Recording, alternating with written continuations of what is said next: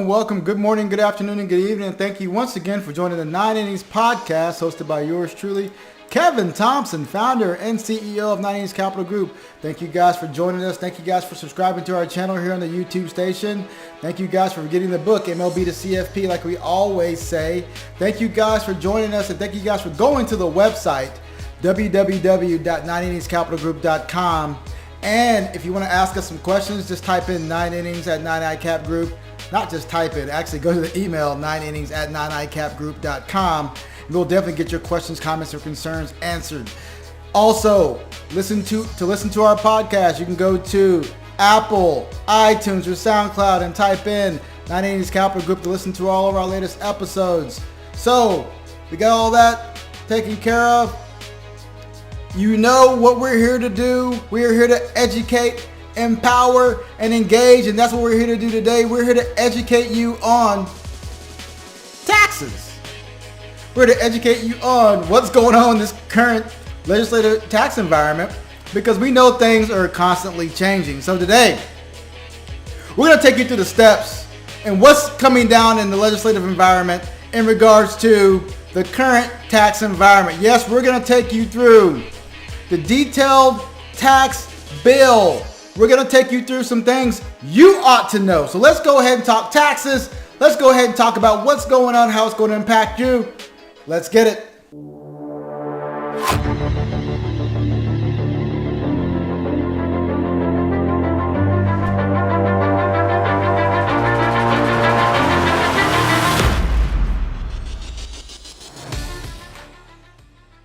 So let's back up a little bit and talk about what's really going on. We know there's an infrastructure package that needs to be addressed. We know there's a huge government deficit that needs to be addressed. We know we have all these things going down the pike that need to be paid, and they traditionally get paid either by growth in our economy or they get paid by the grand old Uncle Sam asking us to give him more money.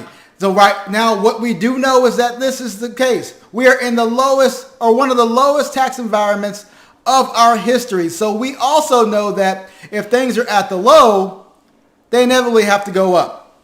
So we do believe that taxes will go up in the future, but we just don't know about how much taxes should go up. So we're here to tell you today ways to not just minimize taxes and all that stuff. We're just going to give you a little bit of insight on what's going on in the current tax environment. So step one, they will raise the marginal rate back to 39.6%, started in 2022. That's what's on the docket right now. They're looking to raise individual tax rates back to 39.6% at the highest end for individuals making $400,000 and for people who are making $450,000 for married couples. So what does that mean for you? Well, it means that taxes, if you're on the higher end, will see an increase from where we currently are today. That's part one. That's if legislation gets through. And by the way, you have to understand that the House is controlled by the Democrats and the Senate is almost like a 50-50 split, with the last vote coming from the vice president. And we know the vice president is a Democrat. So what does that mean is that it kind of leans towards that way. So if there's a tie in the Senate, the vote will go towards the Democrats. So this is on the docket for the House Democrats. They are wanting to raise the marginal tax rate back to 39.6%. They're wanting to add an additional 3%, or adding the 3% surtax on taxpayers' adjusted gross income that is more than $5 million, which again, that's a lot of money. So that won't impact 95, 98, 99% of our economy, but it will impact the ultra wealthy. And of course, we know that there's always ways to mitigate that in the future as well. They're sunsetting the increase in the estate, gift, or GST tax exemption as of December 31st, 2021. So that will automatically go away. Also, forcing distributions in mega IRAs. This is a huge one. This is what I want to kind of take some time on. So we all know that some people have large IRA accounts, and we all know what happened recently with Peter Thiel. Peter Thiel came out. He put some instruments inside of a Roth IRA that were given to him from a company, and those instruments basically went up to $5 billion. Right? I think he bought it for $1,200 or whatever that was. The Roth max at the time from a contributory perspective. And next thing you know, boom, it went up to $5 billion. And now he has a $5 billion tax haven inside of a Roth IRA. And we all know what Roth accounts are. You put money in tax deferred, it grows tax deferred over time, and it comes out tax free after 59 and a half. So that's what happened there. And that basically rose, the antenna went up and said, hey, how are we allowing this to even happen? Hey, by all means, congratulations to Peter Thiel. That was great. But ultimately, we have this now where they're wanting to legislate that from ever happening again. So we have that mega IRAs, 10 million or more. They're wanting to force distributions out of those accounts and basically force people to start taking distributions out of those accounts. So, of course, when you take distributions out of an IRA, what happens? Oh, you have to pay taxes on those dollars. And people who have higher than that amount in Roth IRAs, they want you to take distributions as well. So they're wanting to force individuals with very, very large balances to take distributions on those accounts.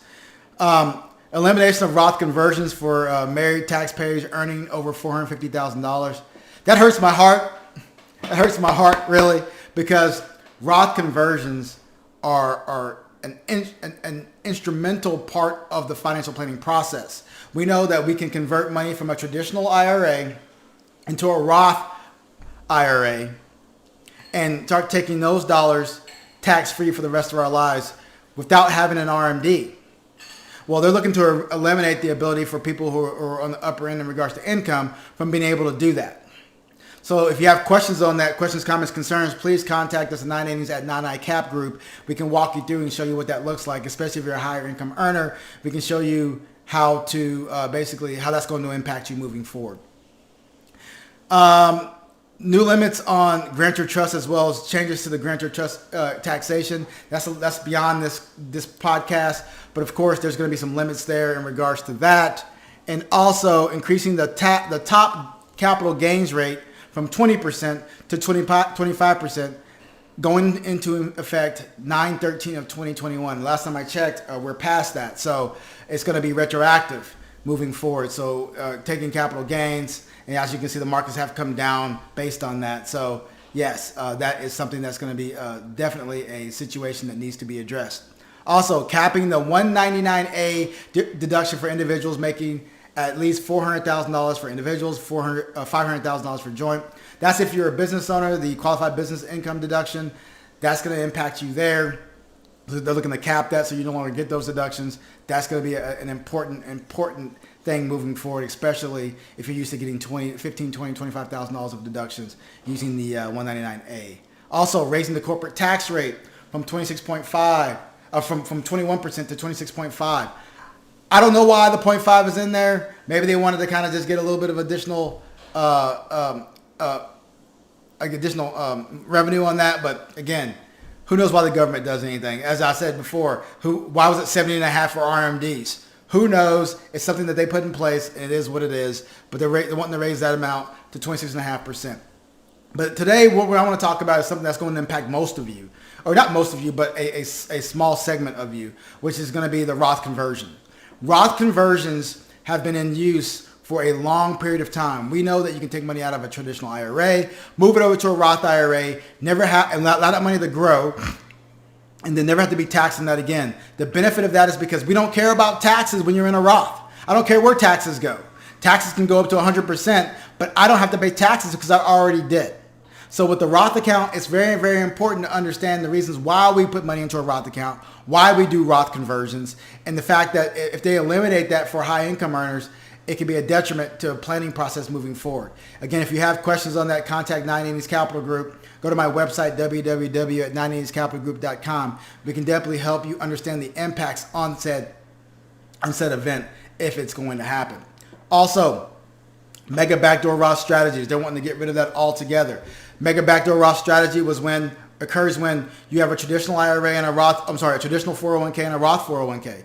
What you do there is that you put the maximum amount into your Roth 401k, the match goes into your traditional 401k, and then you can put up to the additional amount in regards to the limits, the qualified account limits into there as a non-deductible contribution. And then you do an immediate Roth Roth conversion for that account. So they're trying to get rid of all of that. Traditionally, people don't necessarily use that as much, but in general, you can put very, very large amounts into your Roth account, your Roth IRA, via conversions in the 401k. They're trying to get rid of that because they saw it as a tax loophole for a lot of wealthy, very, very wealthy individuals. So they're definitely coming after wealthy individuals. They're wanting to take away the Roth conversion. They want to take away the Roth Mega Backdoor Roth strategy, and they're also want to take away the Backdoor Roth strategy in general because they're feeling like it's a tax loophole that a lot of the wealthier individuals used as well.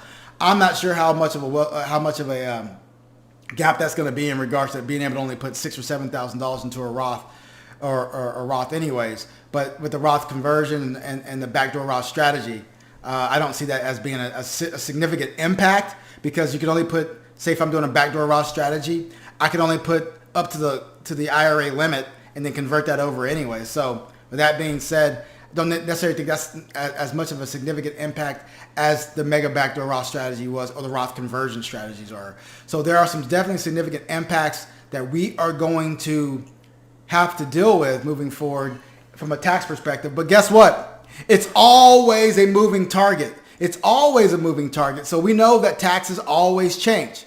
And it's us as financial planners to help you, to help show you how that's going to impact you moving forward and to kind of plan around it. So guys, please contact us if you have any questions. Feel free to contact us, 9innings.capitalgroup.com. Go to my website, schedule a meeting. Go to email us at 9innings@99capgroup.com to schedule an appointment. You can also go to if you go to my Facebook page, 9 Innings Capital Group, and message us there as well, and we can definitely get you some information out as needed. So please, we're definitely, there's some definite changes coming down the pipe. There's some definite changes going to happen to a lot of tax-paying individuals, especially the higher income earning individuals. So please do not hesitate to reach out and contact us if you have any questions. Thank you guys for joining us. Thank you guys for being loyal listeners. Take care, stay safe, and as you always know, we're here to educate, empower, and engage. 9 Innings Capital Group. Take care.